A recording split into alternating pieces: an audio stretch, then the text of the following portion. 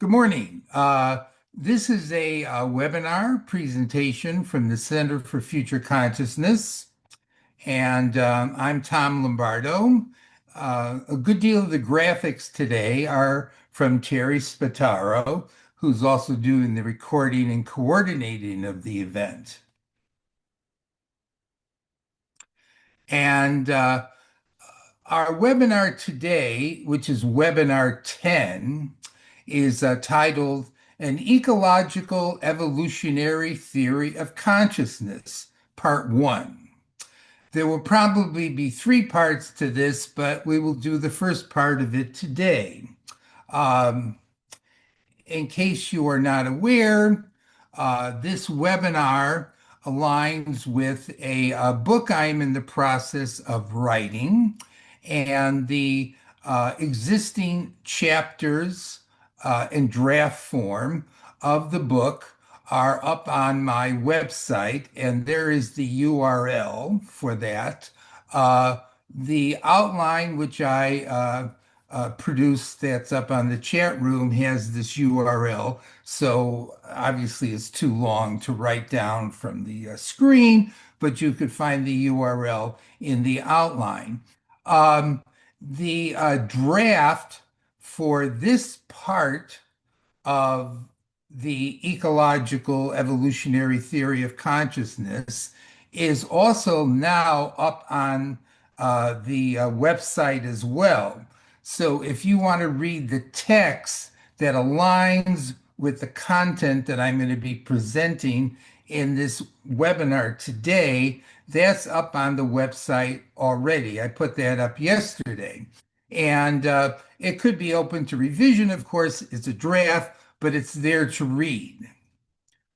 The videos for all the previous webinars in this series, and right now there's 9 of them, are up on my YouTube channel, the Center for Future Consciousness channel, and there is the URL, which is also up on the outline that you just received in the chat room. So if you want to look at any of the previous webinars, listen to them, they're all there and available. And the one we do today should be up fairly soon, maybe before Thanksgiving. Terry's pretty quick. I won't try to rush her, but it could definitely be there within the next few days. It usually goes up pretty quick after it's finished. So here's the outline for webinar 10. And I'm putting up here the outline for the entire uh, uh, webinar. The first list of topics there are the topics that I intend to finish today, from an introduction on epistemology of phenomenology and perception and proprioception and personalization and personalized consciousness. This is what I intend to cover today. Hopefully, I will cover it today. Um, the remainder of webinar 10, which would be parts 2 and 3 of it to be presented at some later point in time, here's an outline of those topics that I'll be covering: the ecology of consciousness, the biology of it, the evolution of consciousness, conscious knowledge and reality, the multifaceted nature of consciousness, and the holistic dimensions of consciousness in a summary. And this screen is presently showing what should be covered in parts 2 and part 3 sometime in the near future. I don't have dates yet for parts 2 and 3 because it depends on how long it takes me to write up those sections of the chapter in draft form and create the slideshows. So sometime we'll be doing parts 2 and 3, and this will be what will be in parts 2 and 3.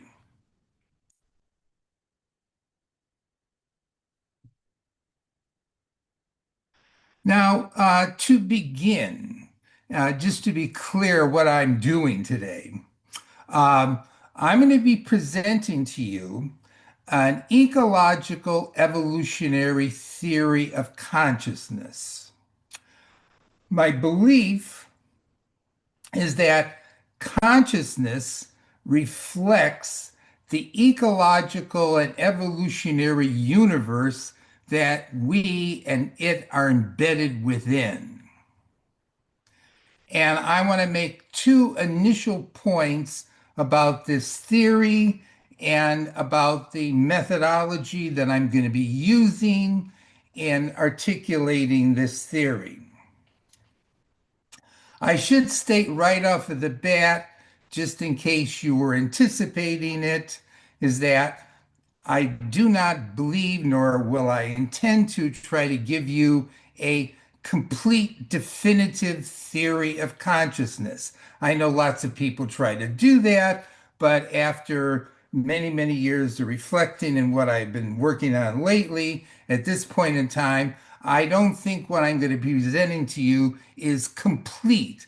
But in fact, there will be a variety of points I'll make about consciousness that cohere together, and perhaps there will be new things emerging in this theory as I work on it more, but it's not intended to be some absolute, definitive, complete truth.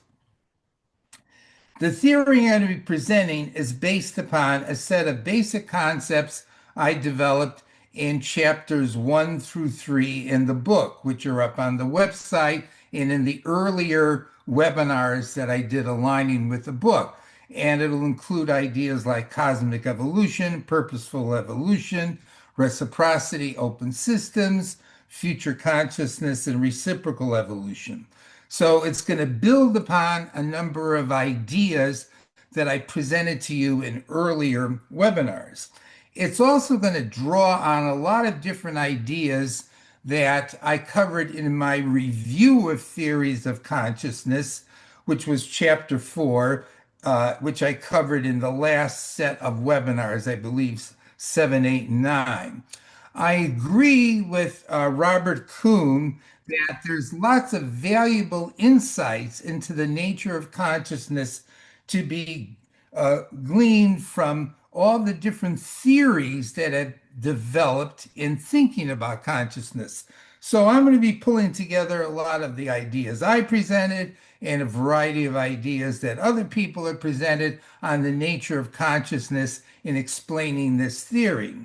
And so it's a synthesis, this theory, but it's also going to have some new features in it, some creative elements that emerge out of the ideas that I've presented so far.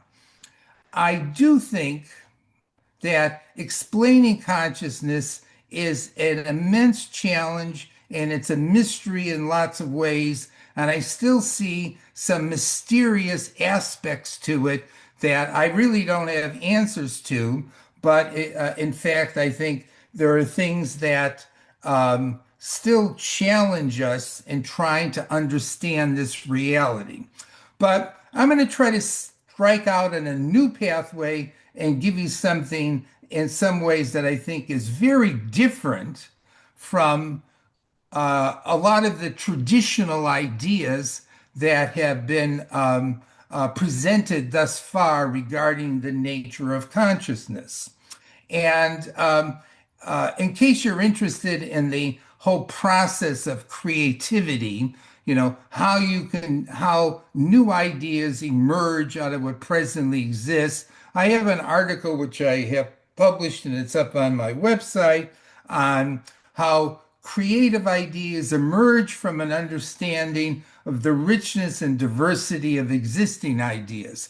So even though I think I'm being creative, the ways in which I'm being creative actually are grounded in and are combinations of ideas I've run into that have been articulated from a lot of other people about consciousness throughout human history. But it is, in some ways, I think, unique, different, and creative with respect to previous ideas on the nature of consciousness.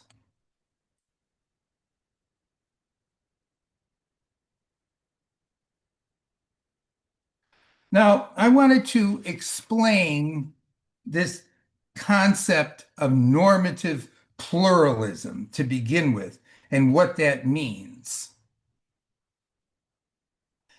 The theory I'm going to present will involve a critique and challenge of a number of other theories of consciousness. And I'm going to be developing it through critical comparison. So, on one hand, I'm going to be drawing from some theories, and on the other hand, I'm going to be developing my idea by critically comparing it with certain ideas on consciousness that I don't agree with.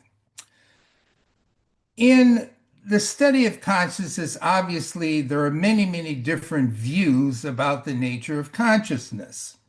And they reflect the efforts of tons and tons of different people to try to understand consciousness and find ways to evolve it. And among these different theories, there's lots of agreements and disagreements. And this pluralism, this diversity of ideas involving both agreements and disagreements is actually a good thing. Now, I'm going to reference here, and I'll reference him a couple of times again, a 20th century philosopher, Paul Feyerabend, who wrote about the value of pluralism in science, in human understanding, as opposed to monism or a single point of view. In Feyerabend's mind, it would not be a good thing if everybody agreed about everything. It's actually a good thing that we don't agree. It's a good thing that there's a diversity of ideas because that stimulates our creativity, our flexibility, and the ongoing evolution of our attempts to understand reality. And Feyerabend was a philosopher who was extremely popular, influential toward the latter part of the 20th century before he died. And I had the incredible pleasure of actually encountering him in person and listening to him a couple times. And I just recently discovered that there's some very fascinating video interviews of Paul Feyerabend that are up on the web. And this URL here, this YouTube video, which I have the URL for up there, it's in the outline as well, is really worth watching, at least for a while, to see an incredibly intelligent and fast moving intellect thinking about philosophy, science, reality.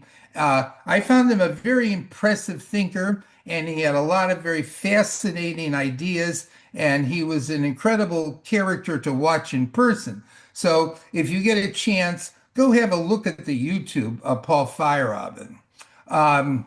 Now, even though we see a value in pluralism and a diversity of points of view, in particular on consciousness, it's important to evaluate, including critique this diversity, and to make our effort to strive toward what is the more plausible, credible, at this point in time, convincing views regarding the nature of consciousness. So, yes, embrace diversity, great, stimulates creativity, yes, but within the context of that pluralism and diversity, it's equally important to evaluate those diverse ideas and come to tentative, plausible conclusions about which views seem more credible, valid at that point in time. This basically reflects the theory of reflective thinking. We can't know anything for sure. There's a great number of different ideas, but we should evaluate in terms of relative credibility those diverse ideas and at least make tentative decisions about which ideas at this point in time seems most plausible. So that's what I mean by normative pluralism. Embrace diversity, embrace the plurality, it's good, but evaluate those different ideas and make tentative decisions on which ones seem more credible. My ecological evolutionary theory is part of this, what I would call pluralistic evolutionary process to try to understand consciousness. In that, what I'm going to be presenting is another point of view reflective of this effort among humans to understand this very baffling reality and to over time having developed evolved our understanding of it regarding what the nature of consciousness is, and hopefully my theory is going to contribute to that pluralistic evolutionary process. Now, the second main introductory point I wanted to make concerns the epistemology of phenomenology. Now, what the hell does that mean? Okay. Item number one, as conscious beings, we can reflect or self reflect on our own consciousness and strive to understand it. People who think about consciousness, that's what they're doing. They're self reflecting on their consciousness and attempting to understand it. Theories of consciousness are efforts to articulate descriptions and explanations. Somebody's got their uh, audio on, whoever it is. Turn it off. Yes.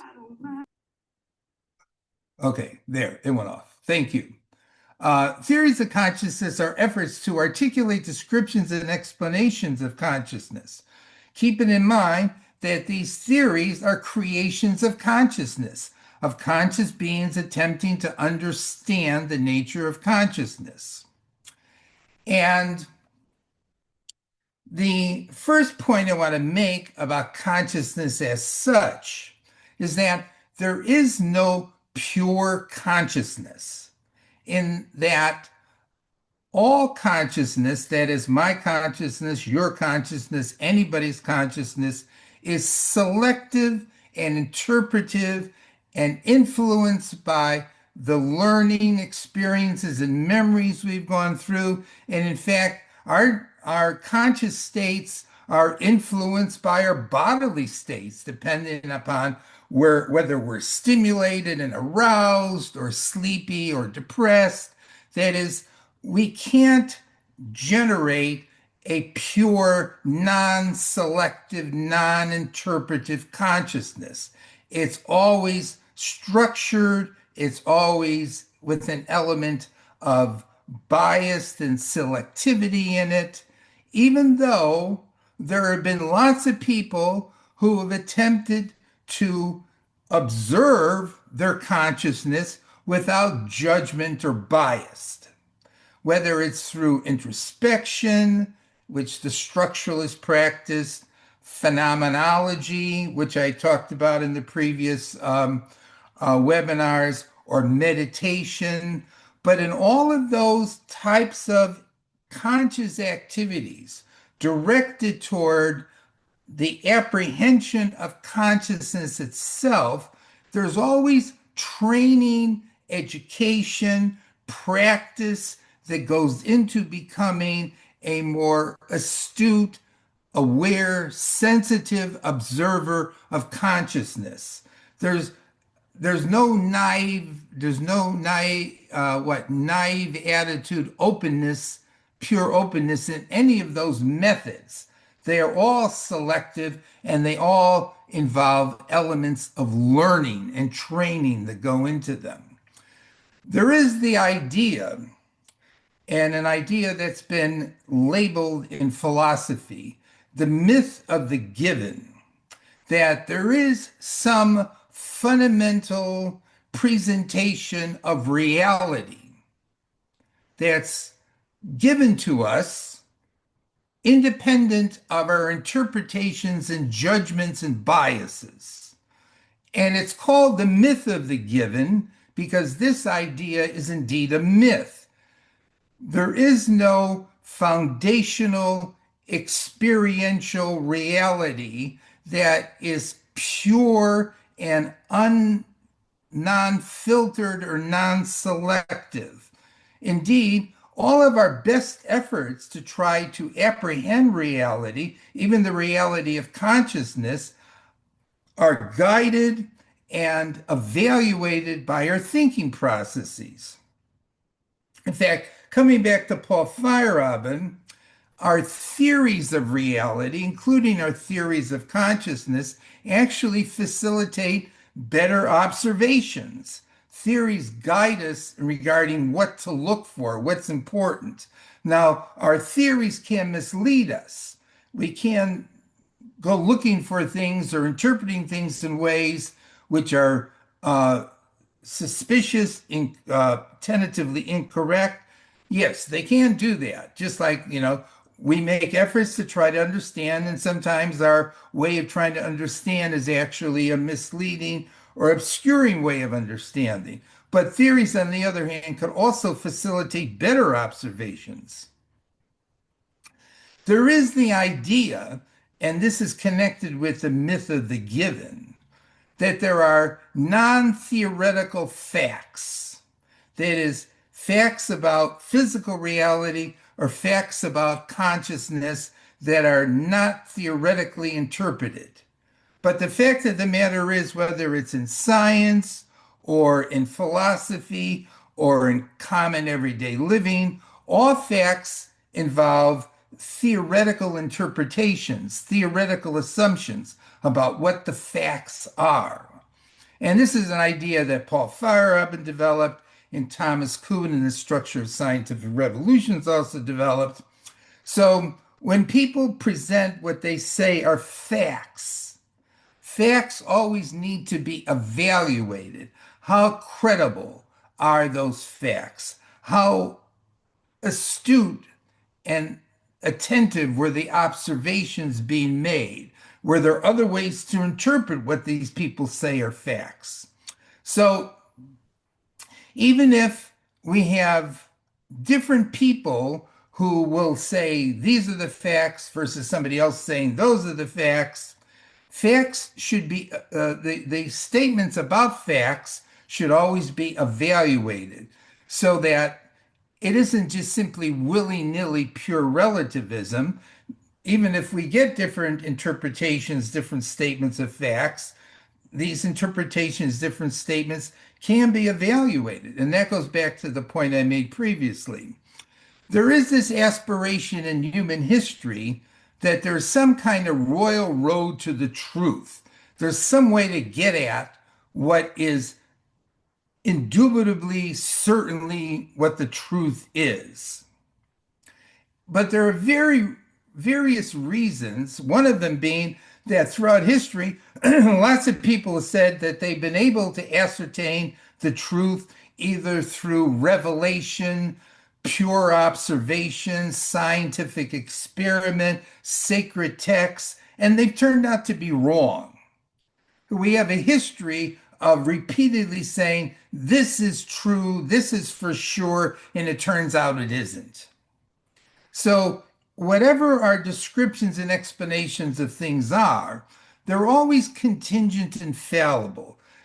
I do not believe in pure absolutism in the sense of somebody has possession of the absolute truth, because history and the finiteness of the human mind contradict that idea. And perhaps, as Feyerabend pointed out again, brings up, believing in certainty is not really even a good thing. Believing that you have found it is not a good thing because it cuts you off from further development, further growth. It's important to be open to the possibility that your facts, your insights, your revelations are wrong. In fact, William Bartley, who was a contemporary philosopher of Feyerabend, formulated what I think is a very convincing theory or principle of rationality. And that principle is every principle is open to question, including this principle. So one cannot ever be sure about anything that one proposes as an absolute certainty, including what the facts are. So the best we could do is make provisional judgments of relative validity based on our assessment of people's statements or methods for reaching those. So, if I present to you a phenomenology of consciousness that is an effort to try to describe the nature of consciousness, it's important to keep in mind that this is a phenomenology which involves my thinking, my various biases, my judgments, and it's a self-reflective process. And I ask myself if I'm correct in what I think I'm observing about my consciousness. That is, it's an interrogative, self-assessing phenomenology. The phenomenologists believe that one could give a pure direct description of consciousness. I don't agree with it because I think consciousness is always selective. It's selective even when I'm self reflecting on my own consciousness. What am I paying attention to? How am I interpreting? What am I paying attention to?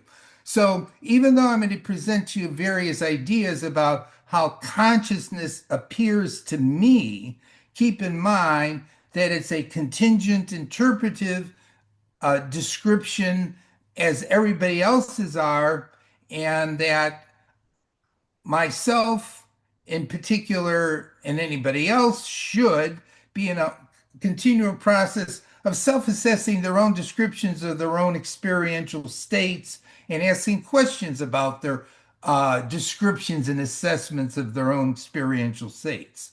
But still, it's a good place to begin with a phenomenology of consciousness, keeping in mind it's interpretive, contingent, it's mine, but I have various reasons why I think this is a, as far as I can tell, a valid description about the nature of consciousness. Um, this first part, that is today, of this webinar, I'm going to focus on certain, what I think are fundamental phenomenological features of consciousness. That means fundamental features of our experience that we can observe, self reflect on, that pertain both to my consciousness and to your consciousness. Later on, I'm going to talk about the physical dimension and explanations of consciousness, but today it's going to be the phenomenology of consciousness. And as I mentioned in the earlier slide, I'm going to present a few ideas here that you may or may not think are unusual. You may find it perfect common sense from your point of view, or you may find it totally outrageous, what I'm going to say. It depends on your own study and thinking about consciousness and what you've read and the conclusions you've come to.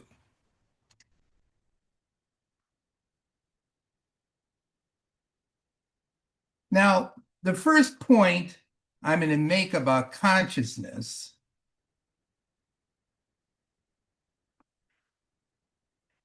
is that when people have thought about attempting to understand the relationship between consciousness and the physical world, their normal starting point is to look at the relationship of consciousness and the physical brain and the body. And when people look at that relationship, they end up with this perplexity, which I had previously talked about, the hard problem of consciousness. How is it that a physical brain can generate feelings, emotions, and various experiences? And also, how can various experiences, ideas make the body move? This is the dual faceted question of the hard problem. The brain is often used to explain consciousness. If we recall our previous review of theories, the identity theory, panpsychism, materialism, and interactive dualism, all are theories in which the theorist uses the brain as a foundation to explain consciousness, even if it's a baffling explanation, in that how does the brain cause a feeling? The argument will be that in some sense the brain does cause feelings or sensations, etc. So that's the usual starting point. I'm going to start differently. That is, instead of looking at this question of the relationship of consciousness in the physical world by trying to figure out the relationship between the physical brain and consciousness, I'm going to begin with perception. I'm going to begin with perception or perceptual consciousness, seeing, hearing, touching, etc. Because perceptual consciousness, as I talked about earlier on, is a primordial form of consciousness. It's something that animals have as well as humans. If we're going to understand consciousness, we should understand consciousness through the eyes of evolution.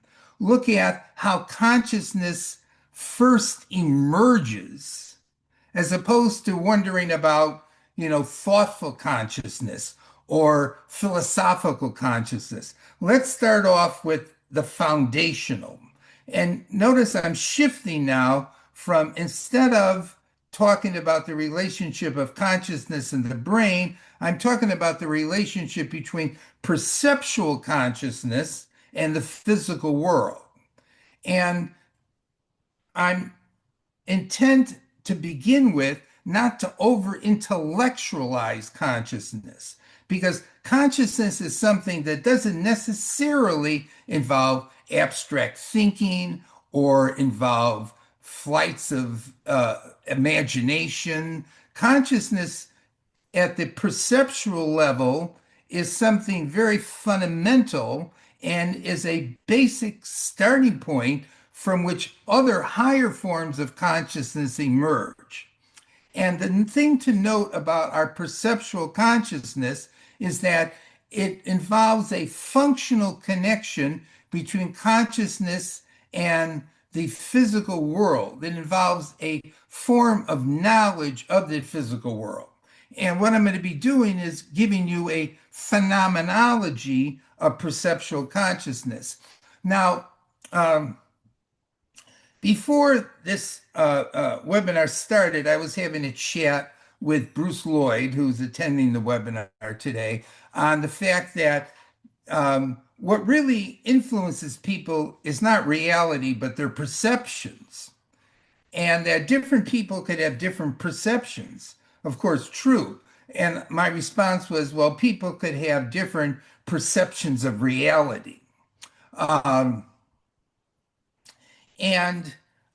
the point I want to bring up as a starting point in this phenomenology of perceptual consciousness is that perceptual consciousness appears to be an experience of a physical world. I ask each of you to introspect at this point in time on your own present conscious state, and you will note that it appears as if a physical world is manifesting itself to your consciousness and you are attending to it, and that your perceptual consciousness seems to be open and transparent to this manifestation. So if you look around, you see this incredibly complex physical reality. It appears to be that, which you are consciously interfacing with through seeing and hearing and touching. Now, if we call back with intentionality theory on consciousness, intentionality theory of consciousness took the view that consciousness is always of something, whether it's of a feeling, of a thought, or of, in this case here, physical reality. the phenomenological content of my consciousness, and I would suggest it's the phenomenological content of your consciousness, is what appears to be a physical world manifesting itself, revealing itself to your consciousness, and that you are transparently through consciousness interfacing with it. That is, you don't experience your perceptual consciousness as something separate and distinct from this manifested physical world. Rather, you experience this physical world perceptually. It's a very immediate, direct interface that we experience. We don't experience our perceptual consciousness as an inner state. We experience our perceptual consciousness as outer directed, seeing the red rose, smelling the red rose, tasting the apple. That is, our perceptual consciousness doesn't appear like something going on in us. Rather, it appears as if it's an apprehension of something out there in the world. It's outer directed.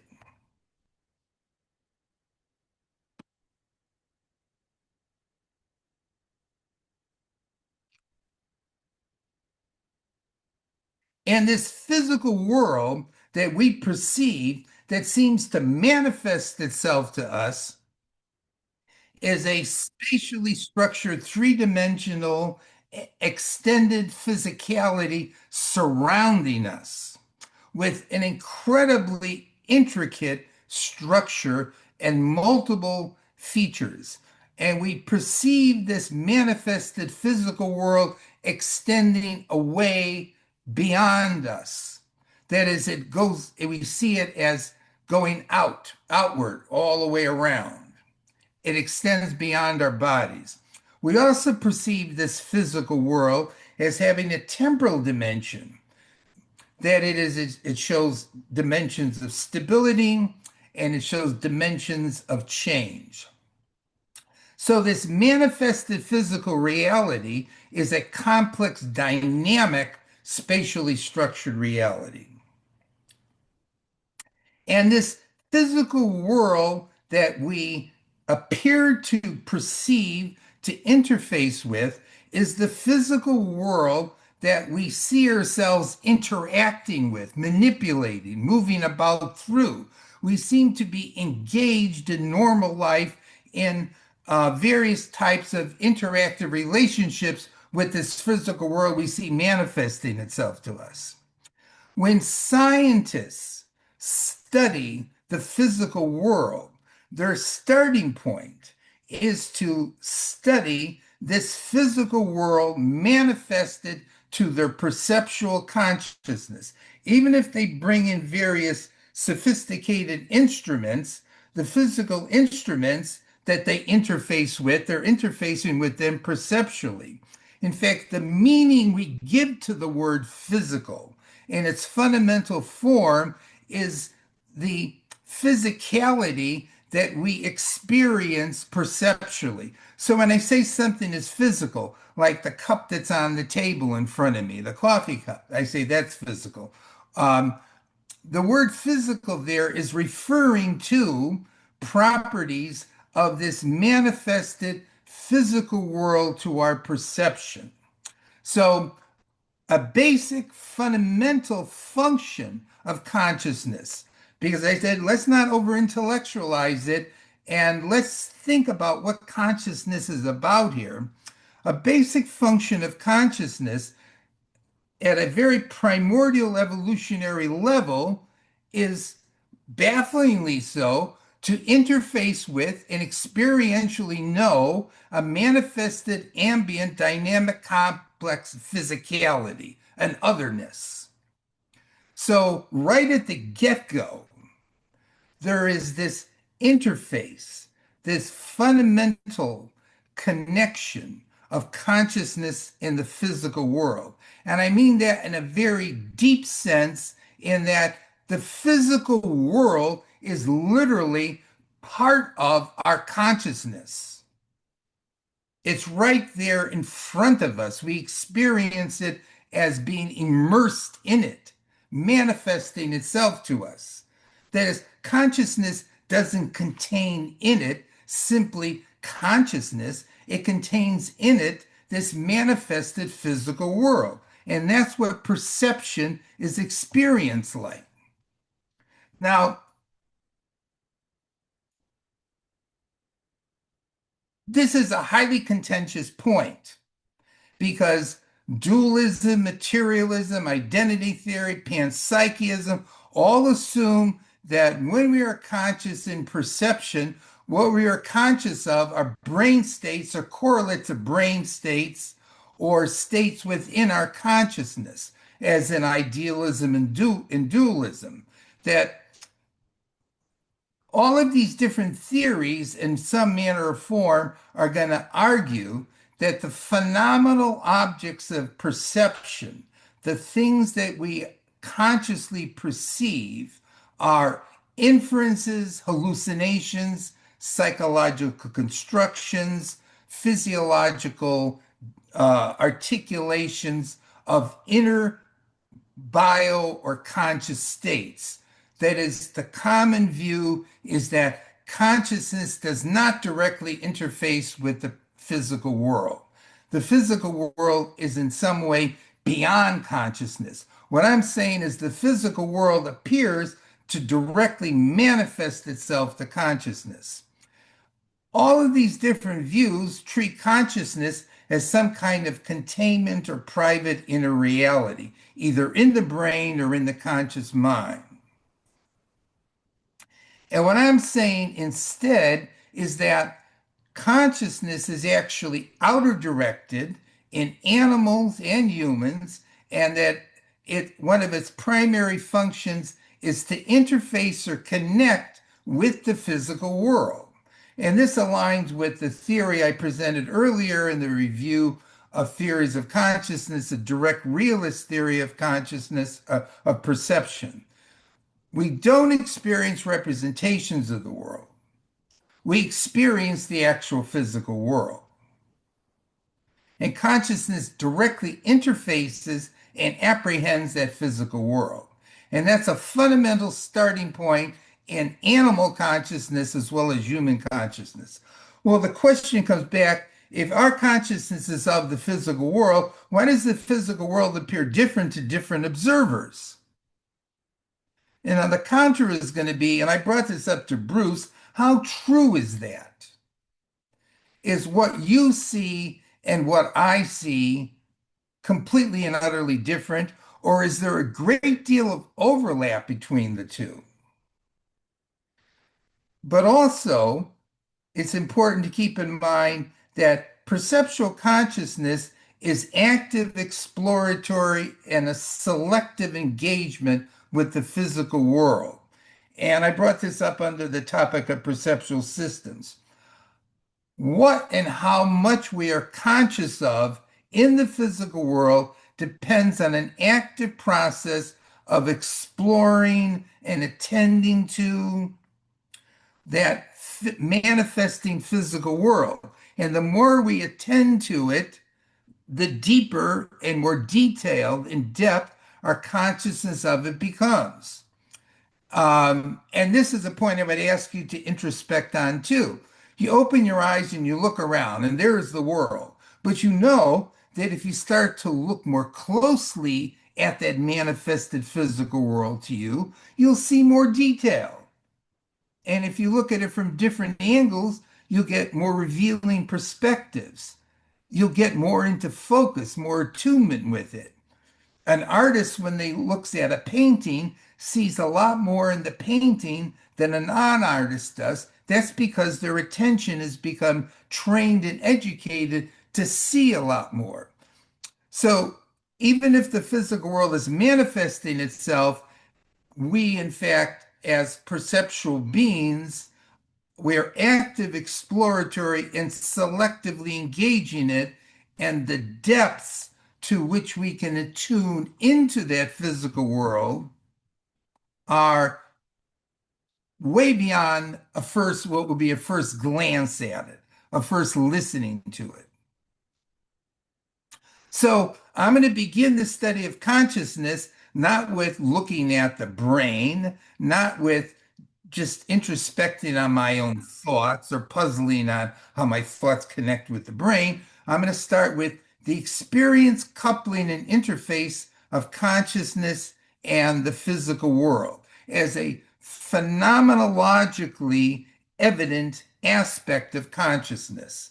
That in my normal consciousness, I apprehend a manifested physical world to my consciousness that I can tune into to different degrees of penetration, depending on how much I want to pay attention to it. So instead of this incomprehensible reality, I would suggest to you that our normal experience, it doesn't appear incomprehensible at all. Our normal experience is my consciousness, my conscious seeing and hearing is of interfaces with the physical world. So how is that possible? But I'm going to move right on to a second point.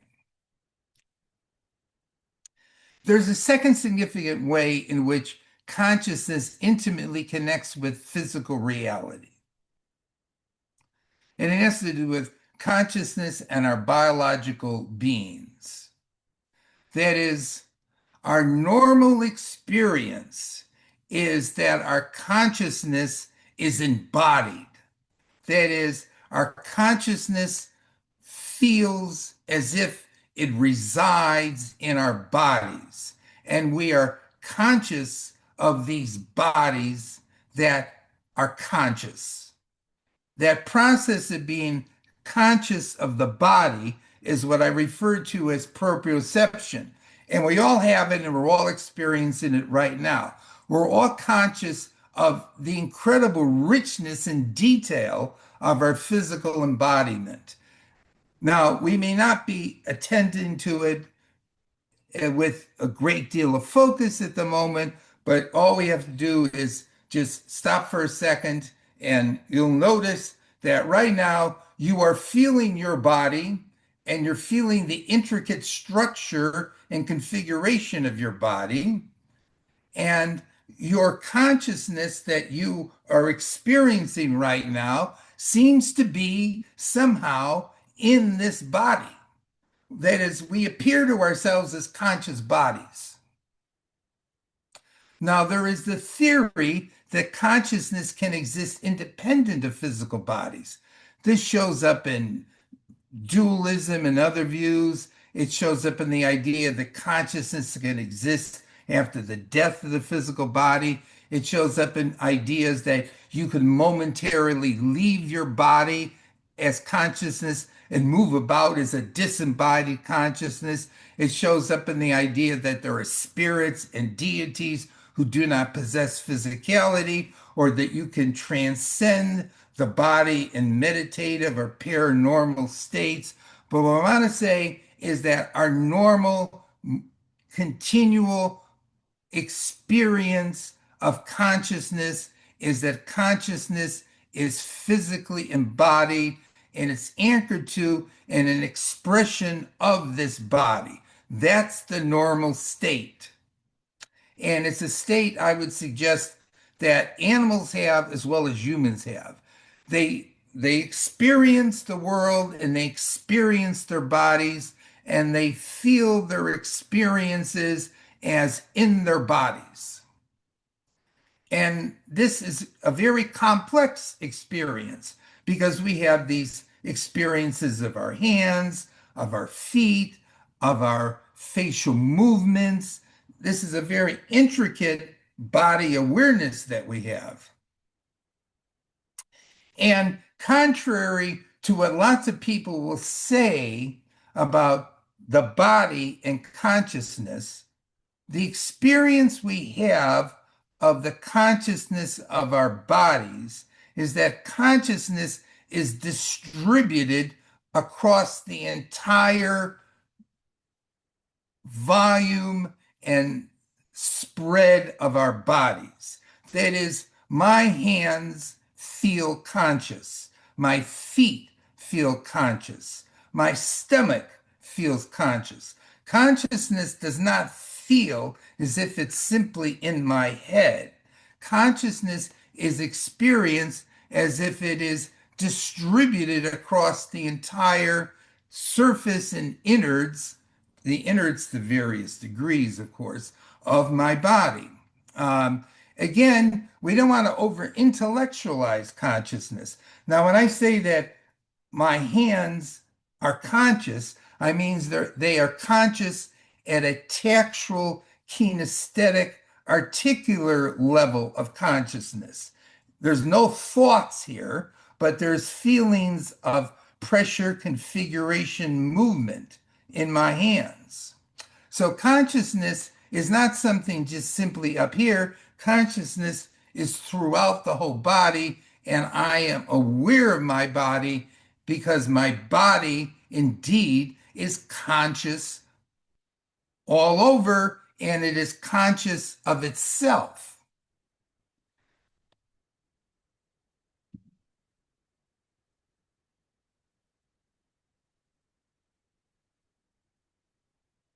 And in fact, I would suggest that when we say I'm conscious of my body, which would be proprioception, that's equivalent to the body being conscious.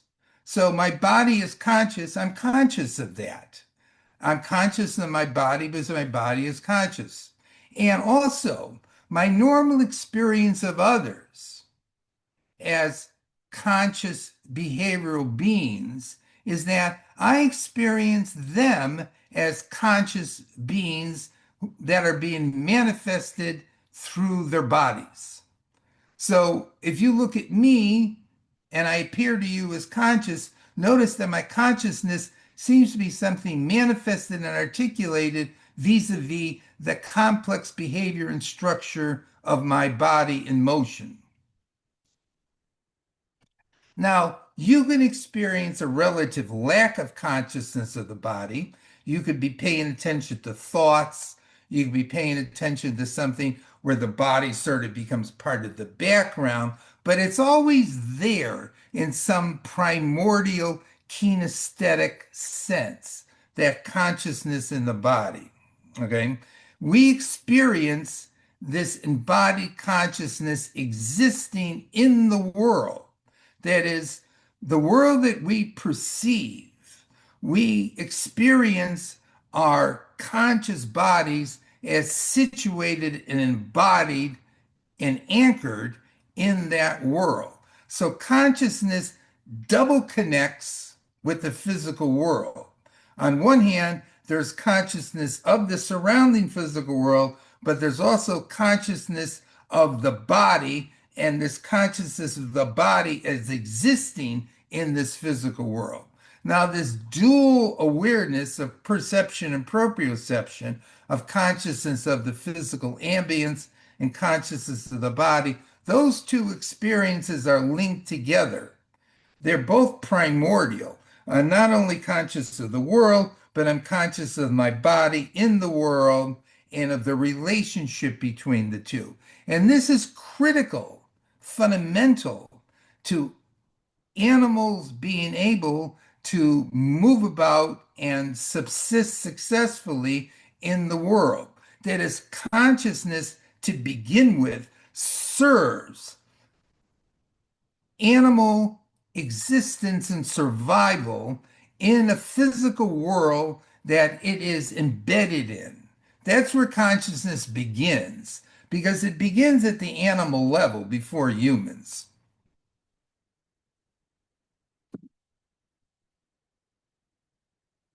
Now, that takes us to the third thing I'm going to say about fundamental consciousness, a third foundational consciousness. That is, consciousness is involved in consciously directed, purposeful behavior, in intentional actions. That is, we engage in purposeful actions to change and modify either the environment or ourselves and achieve goals. I refer to this phenomena as behavior as effectivities. That is, purposeful behavior serves the function of having effects upon the physical world. And we are conscious of our purposeful behavior. Now, behavior can be simple reactions to present stimuli, and behavior often is executed unconsciously, but a lot of behavior is consciously, purposely directed toward manipulating and interacting with the physical world and producing changes in it. Animals do this, we do it, we all do it. And notice that purposeful behavior fundamentally is future directional, even as short term. When our cat comes into the bathroom intending to get a drink of water out of the sink, it's a very short term purposeful behavior. It wants a drink. It hops up on the table, not the table, the counter, and gets itself positioned and drinks the water out of the fountain. Very primitive, very short term. It's still future directional. He comes in, she comes in, excuse me, intending to drink some water. That's the purpose of it. And the function of perception and proprioception, the first two primitive forms of consciousness, is to inform, guide, and monitor purposeful behavior. Now, here I want to make a fundamental distinction and connection between two basic psychological conscious dimensions: conscious knowledge and conscious action. Perception and proprioception are the foundation of conscious knowledge, and it's knowledge of the physical world and the physical body.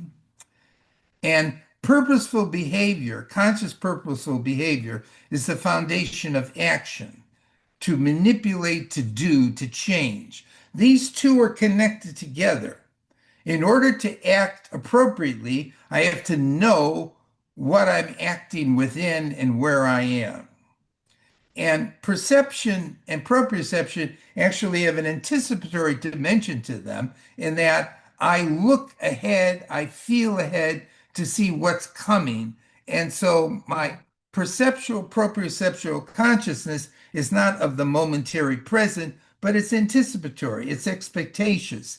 It's set up that way because my behavior is anticipatory expectations.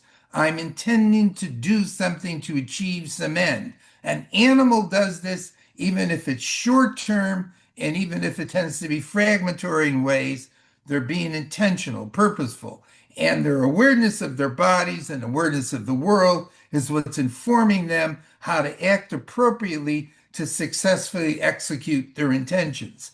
Now, I know this doesn't sound like philosophical highbrow thinking on consciousness.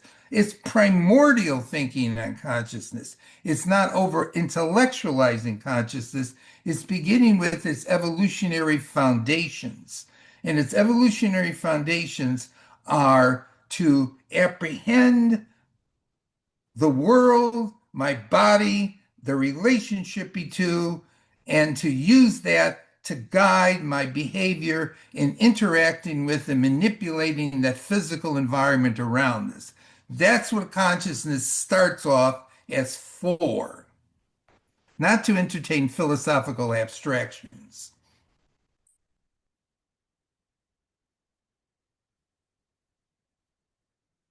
Okay, and this behavior, just in case you're wondering about this, is frequently articulated at an articular and kinesthetic level, not involving thinking and imagination. In order to pick up the cup with conscious purpose, I don't have to think about it. The capacity to pick up the cup purposefully, that conscious capacity, that conscious awareness is occurring at the level of feeling in the muscles and the joints. That intentional behavior is occurring without consciously imagined goals, but it's still intentional and purposeful. It's at a lower level of consciousness than consciousness in the sense of, I want to make a great name for myself, and here's how I'm going to go about doing it, blah, blah, blah. So there's intelligent purposefulness in the hands and the mouth and the feet, and that's occurring without imagined, articulated conscious goals. Now, one of the parts of the a heart problem or the mind body problem is how does consciousness impact muscles and behavior? How does a thought turn into a motion of the body? But we need to reframe that because the body is actually conscious of itself. The body is not a non conscious physical reality being moved by a conscious mind. Our conscious behavior is not experienced as a dualism of consciousness pulling the strings of our muscles. Rather, the more appropriate question is how do consciously articulated thoughts and goals direct conscious bodies? Because the bodies are fundamentally conscious, kinesthetically consciousness, viscerally conscious to begin with, and its behavior is often occurring at a non-thoughtful level. When you walk, it occurs at a non-thoughtful level, but it's still purposeful. So that's the third connection. And this is an important one. And I know this is not going to sound very profound or highfalutin, but the question of how does consciousness affect the world? It affects the world through through conscious, purposeful behavior. Consciousness as embodied consciousness engages with, interacts with, and impacts the physical world. So that might be a good place to stop. It's about 10 after, might be a good place to stop for a little bit of a break, right? Oh, we are. Okay.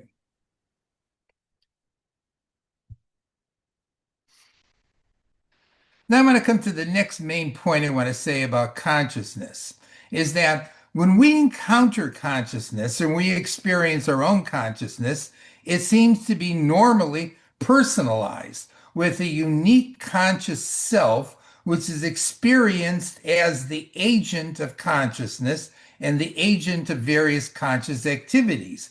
That is, my normal experience is that I, that self, is that which is conscious.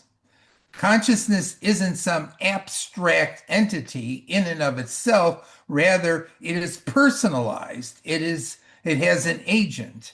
And when I think, when I feel, when I behave, notice I put an I in there, the self is experienced as the agent, the doer, the initiator of those conscious activities. I think, I behave, I perceive. Now, the topic of the self is another topic where there's lots of different points of view. And I put up an Appendix B, which reviews the different theories of the self. And if you're interested, it's up on my website. And in this presentation, I'm going to focus in on some of my core ideas about the self, some of them. If you want to look at the whole diversity of points of view on the self, you can go look at the appendix that I put up on my website. Now, the point I want to make about the self to begin with, as well as that our consciousness is experienced as personalized, as I am conscious, me conscious, and I am doing, that the conscious self emerges out of proprioception. That is, my self awareness begins as an awareness of my body and my sense of agency and impact on the world through purposeful behavior. That is, the me in my consciousness in its fundamental form is the body purposefully impacting the world, that agency, impact, and that sense of me as a body doing that. Uh, the distinction between me, the self, my body, and the other originates in the sensory distinction between perception and proprioception. So, as I distinguish myself from the other, that distinction is based on the sensory distinction between the awareness of the body and the awareness of the world. So, the self begins as a distinction in consciousness, the I as opposed to the other, my body as opposed to the world. This self is experienced as both an object and an agent of consciousness, just like the body is conscious as an agent. The body is literally conscious, but the body can be conscious of itself. That's proprioception. The self, the conscious self, can be experienced both as an object, I reflect on me, or as an agent, as the subject, the source of consciousness. So the I thinks, the I behaves, the I perceives. That's as agent. But the I can reflect on itself, could think, oh, what a strange creature I am. What a peculiar personality. Why did I think that? What is me? Those are self reflections. So just like the body both is conscious and could be conscious of itself, the self is conscious, but be conscious of its own self. This self reflectivity is critical, excuse me, and fundamental within consciousness, and definitely shows up in our sense of self. And I feel phenomenologically this conscious self, as I feel my consciousness, is localized and anchored to my body, but integrated and united with my body. It doesn't feel to me as if I have some kind of separate thing detached from my body.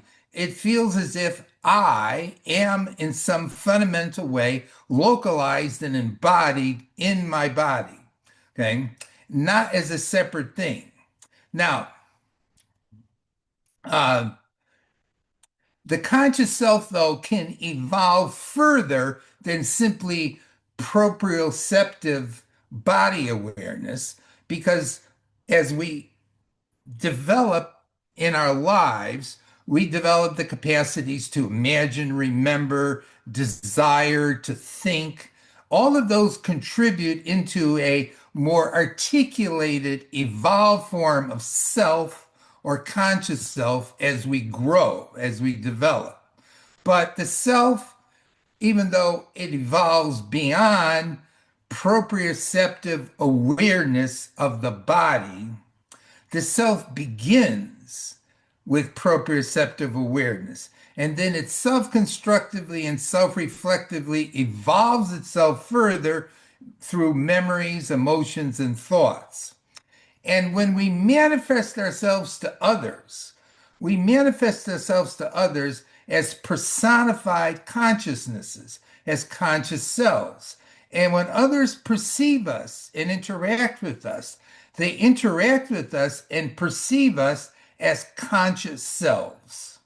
So when I'm talking to you or you're talking to me, my experience is as I'm talking to a conscious person, embodied, of course, but still I'm talking to a conscious person. And myself right now, I am manifesting myself to you as a conscious self or person, embodied, of course, but still as a conscious self or person, not as a depersonalized self, not as a disembodied self, not as a disembodied consciousness, but as a personified, embodied consciousness, which manifests itself to you as you manifest yours to me.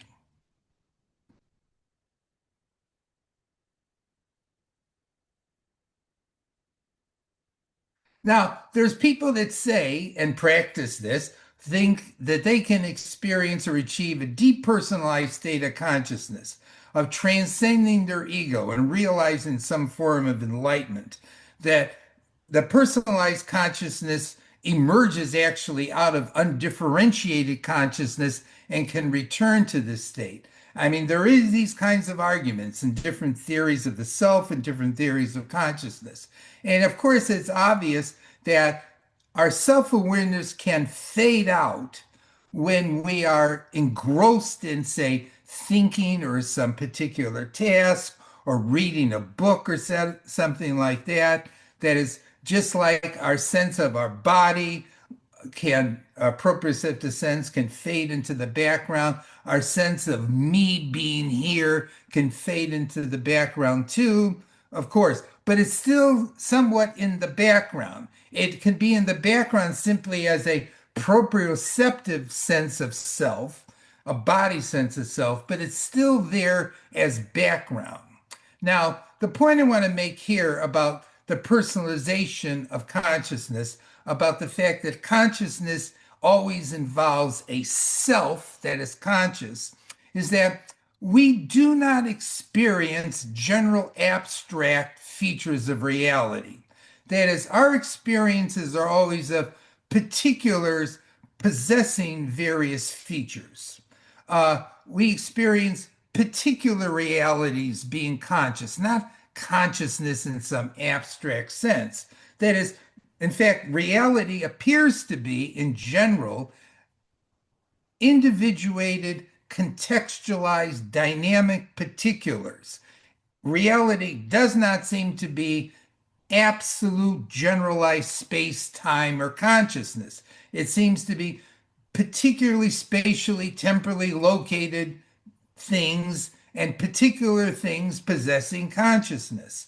So the idea of realizing depersonalized, generalized consciousness to me seems to go against the fundamental ontology of existence and against the kinds of things that we in fact do experience, which are always individuated and always contextualized and always dynamic and always particulars, not something general. So I have a lot of trouble with this notion that one can realize a depersonalized state of consciousness, just as I had trouble with the idea that one can experience or realize a disembodied state of consciousness. To me, it seems like consciousness, at least as I'm experiencing it, is personalized and embodied. Now, the argument could be made that the self is a construction of consciousness, a fabrication, and that you could potentially stand back from it and experience a depersonalized state. Okay, but the fact that that self, in some way or not, is a construction, is a something that emerges in the self-organizational properties of consciousness, does not mean that it isn't real, because it appears from an evolutionary point of view that everything is constructed, that everything in the universe is put together. So the self, in some way, is put together too. It starts off in more primordial forms, and then little by little in the evolutionary process, it articulates and complicates itself. All right. So, like, even if we consciously create ourselves, and we do so in some kind of bootstrap fashion, that doesn't mean that the self is not a essential dimension of consciousness. So we were talking before about, communicating with each other and thinking about our consciousness. I would want to say right now that when we talk about consciousness, we have to talk about a self, a being, an I, a body, however you want to put it, any of those, being conscious. There's no consciousness independent of that fact of an entity which is conscious.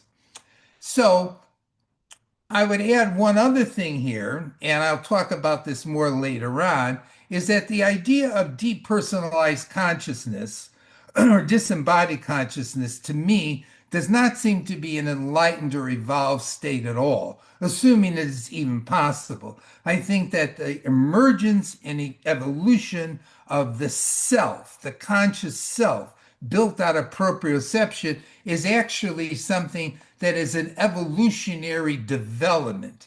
And so to get rid of it is not to be enlightened, it's to go back to something that's very primitive and probably even pre-conscious. And I'm going to talk more about the self. There's a lot more to say about the self, but I wanted to move on to the next topics. And you could look at Appendix B, and then later on, I'm going to talk more about the conscious self when I talk about the multifaceted nature of consciousness. But the main point I want to bring up here about this fundamental feature of consciousness is that consciousness is normally experienced and manifested and experienced by others as personified, possessing a unique and conscious self.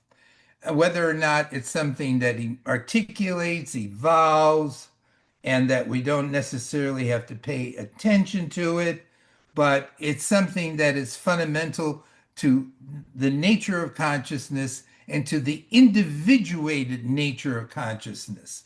That consciousness manifests itself in individuals who have conscious selves that are the agents of consciousness.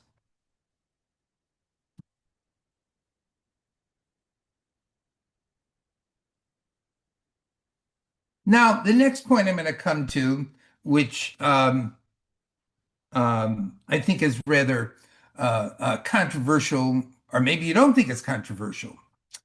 The argument that consciousness is private, that we can't observe the consciousness of others, that consciousness is only accessible in the first person. That is, consciousness is only observable to the owner of the consciousness. I can't observe your consciousness and you can't observe mine. One foundation for this argument is the zombie argument from Chalmers, that the body and behavior is totally distinguishable from consciousness. Consciousness is something else above and beyond the body and behavior, and that you could have a hypothetical, perfect replication of a complex observable body and behavior without consciousness. That is, I'm looking at Alan right now on the screen, and he's waving and moving his eyes around, and he looks to me as if he's thinking or reflecting on what I'm saying. Now, Chalmers would argue that perhaps Alan is just simply all that external manifestation, and he isn't conscious at all. And I couldn't tell because consciousness is something private on the inside, and I can't observe his consciousness. The argument from behaviorism is that consciousness is publicly unobservable. The rock in its configuration may be publicly observable, but my experiences are not publicly observable because consciousness is private and separate from the publicly observable behavior. Now, my counter argument is going to be that when we normally experience ourselves and others in the world, we observe the personified consciousness of others. That the privacy argument that consciousness is entirely first person is to some degree wrong. Consciousness does manifest itself to the other, and the other can perceive it to different degrees. Our normal experience we have a distinct impression that we can and do observe the consciousness of others to different degrees. Consciousness is not entirely private. It gets manifested. The consciousness of others is especially salient in interpersonal interactive behavior and conversation. The depth and detail that's revealed of my consciousness to you, or that's perceivable by you, depends on the interpersonal intimacy, openness, and knowledge that each of us has of the other. We experience different levels of another's consciousness in things like lovemaking and collaboration with each other. We can feel at times a conscious oneness. There's the expression from the movie Avatar, I see you. And when the Nane says that, looking in the eyes of the other, you know what she's talking about is I see your personal conscious self. Uh, we do have this experience of tuning into the consciousness of others and their conscious selves.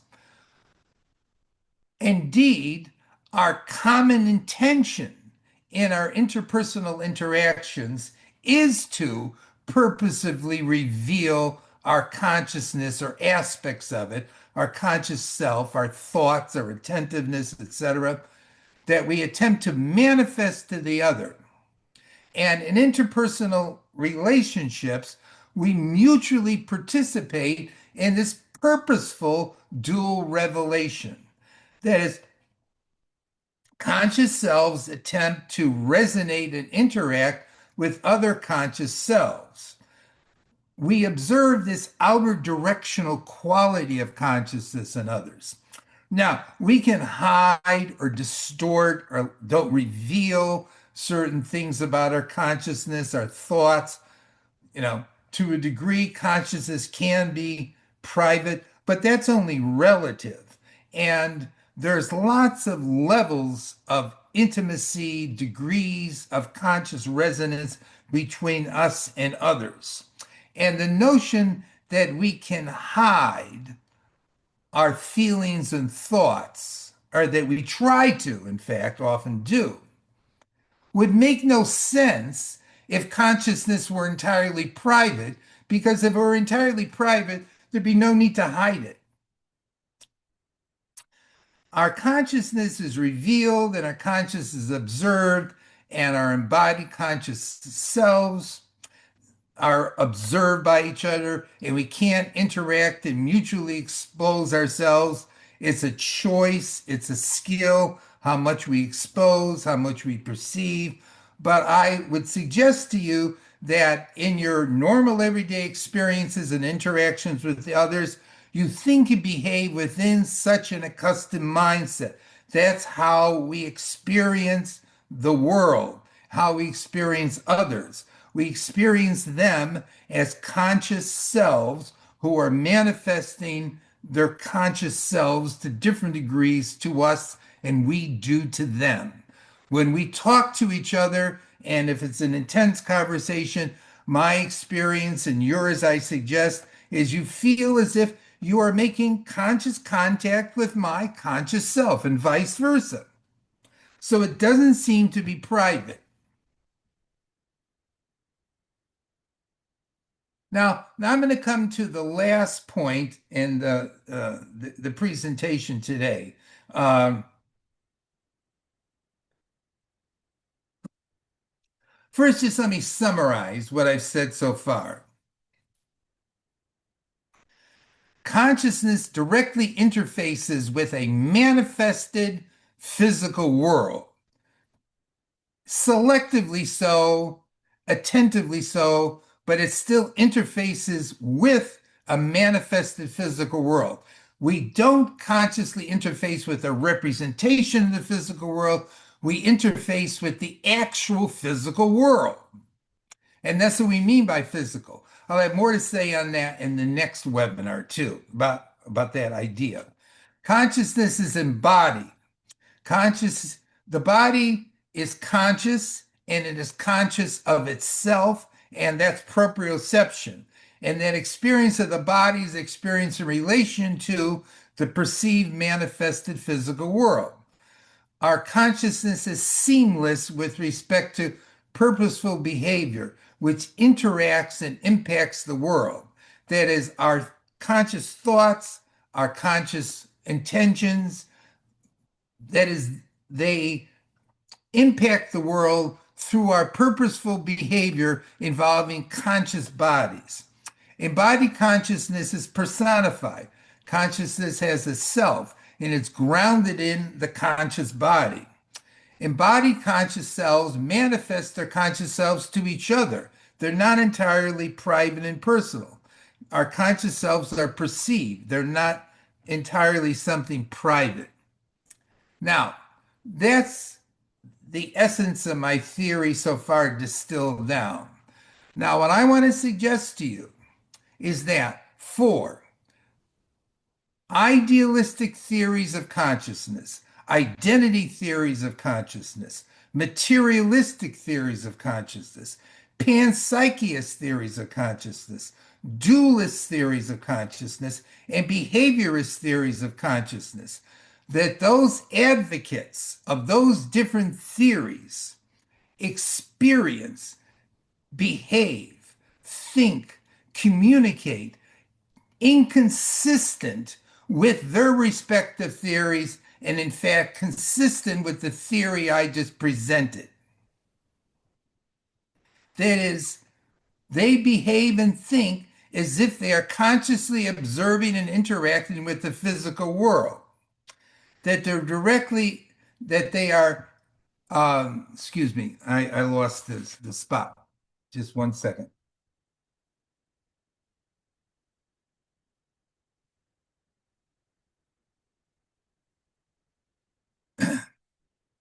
That they're um, directing their behavior as if they are embodied conscious selves embedded within a physical environment, that they are interacting and communicating with others as if they are embodied conscious selves interacting and sharing with other embodied conscious selves, that they explain their views that literally logically contradict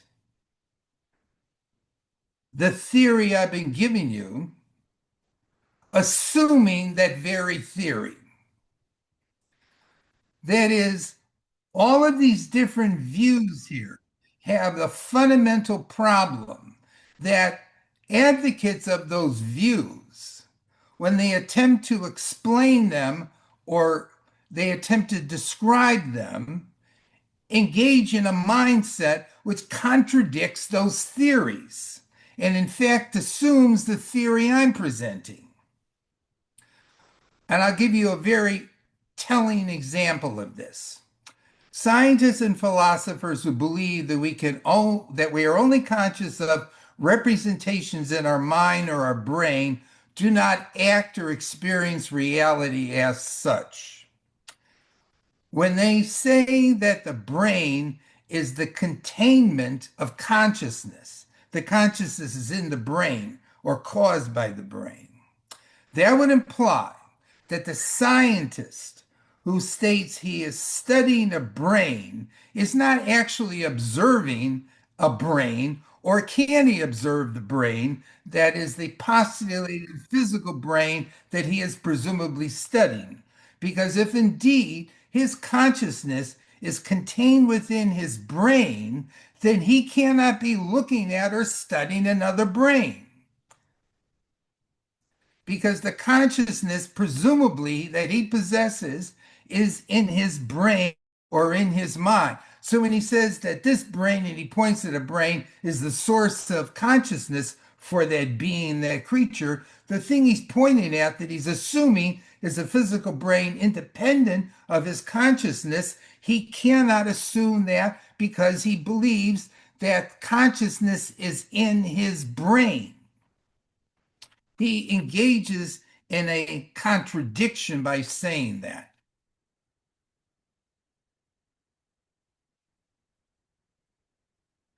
Now, Berkeley's argument, Berkeley was an idealist, of course. Berkeley argued against the meaningfulness and knowability of a physical world postulated by scientists who distinguish consciousness as an inner state and the physical world beyond consciousness. That is, if I make the distinction between what I am conscious of and a physical world as if they were two different things, then my comments about that physical world have no meaning because, according to my theory, that physical world is beyond my consciousness and can never be experienced. Which is why Berkeley went down the idealist pathway and said the whole idea of the physical world is meaningless because if you mean by the physical world something beyond your consciousness, there's no way ever to know it. Excuse me. But identity theorists and dualists and panpsychists all assume a that if consciousness is an inner state in the brain or caused by an inner state in the brain, then in fact the postulated physical world is beyond consciousness. And so they're talking about something which, according to the very theory, is totally unknowable. And when we interact with believers who aspire toward having reached disembodied, dispersonalized states of consciousness, these believers, in our interactions with them, always manifest distinctive, embodied, personalized conscious selves to us. That is, my encounters with people who take this point of view are that they are experiencing reality and manifesting their reality as if they are personalized, embodied, conscious selves to me. And they're experiencing that. And furthermore, when they revere historical figures who presumably realize such states, what they describe and how they understand them is as distinctive, historically contextualized, embodied individuals like the Buddha or like Hindu mystics or whoever, okay, with real life narratives, interactions with a surrounding social physical environment.